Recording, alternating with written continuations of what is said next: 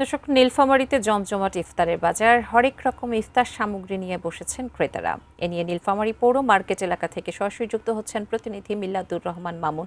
মামুন, ক্রেতা এবং বিক্রেতারা কি বলছেন, একটু বিস্তারিত জানাবেন। ধন্যবাদ মুন্নি।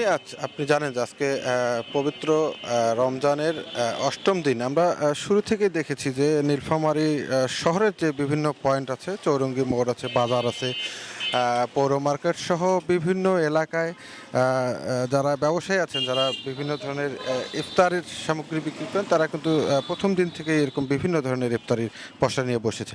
আপনি জানেন যে এসে ছোলা, মুড়ি, পেঁয়াজু, বুন্দিয়া, এই খাবারগুলো কিন্তু একেবারে শুরু থেকে আবহমান কাল থেকেই কিন্তু ইফতারিতে জনপ্রিয় ছিল। তবে এখন কিন্তু ট্রেন্ড পাল্টেছে। এখন আমরা দেখছি যে বিভিন্ন ধরনের আইটেম, অর্থাৎ ইরানি কাবাব, জালি কাবাব, কাঠি কাবাব সহ বিভিন্ন কাবাব, সাসলিক, বিভিন্ন ধরনের তান্দুরি, হ্যাঁ, কিমা, বিভিন্ন ধরনের খাবার এগুলো যোগ হয়েছে। আমরা এখন আছি নীলফামারী পৌর মার্কেটের এটি প্রিয় সব এলাকায়।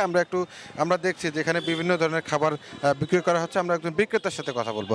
আচ্ছা, এখানে আপনি স্বাস্থ্যবিধি বা পরিষ্কার পরিচ্ছন্নতার বিষয়টা কিভাবে করেন আপনারা? ইনশাআল্লাহ আমরা স্বাস্থ্যসম্মতভাবে মাল তৈরি করি এবং আমাদের প্রতিদিনই তৈরি হয় এবং ইনশাআল্লাহ প্রতিদিনই। ধন্যবাদ। আপনি শুনছিলেন যে এখানে একেবারে স্বাস্থ্যবিধি মেনে পরিষ্কার পরিচ্ছন্নতার সহিত এখানে বিক্রি করা হয়। আসলে নীলফামারীর বিভিন্ন জায়গায় এরকম ইফতার সামগ্রীর পসরা নিয়ে বসেছেন।